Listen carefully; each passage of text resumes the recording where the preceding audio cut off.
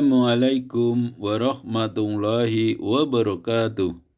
Monggo kita ngasarengan wonten ing wekdal menika kita deres Quran Al-Insyirah ayat 1 ngantos ayat 8. A'udzu billahi minasyaitonir rajim. Kula nyuwun pangreksa dumateng Gusti Allah saking panggodhanipun setan ingkang dipun ranjam. Bismillahirrahmanirrahim. Kelawan asma Allah ingkang Maha Mirah, Maha Asih. Alam nasroh laka sodrok. Apa ta ora ingsun wis njembarake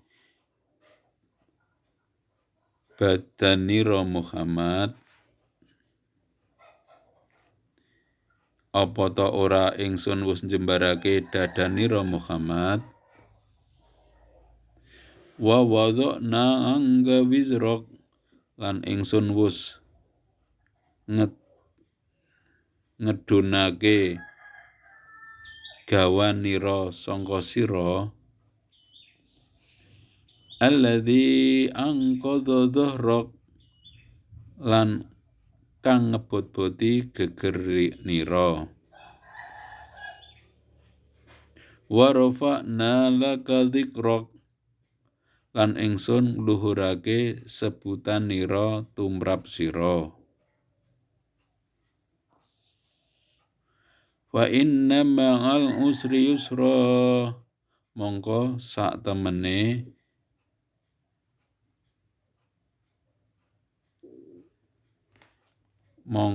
temene nyartani angel iku ana gampange. Inna ma'al usri yusra. Sak temene nyartani kangelan iku ana gampange. Fa idza faraghta fansab.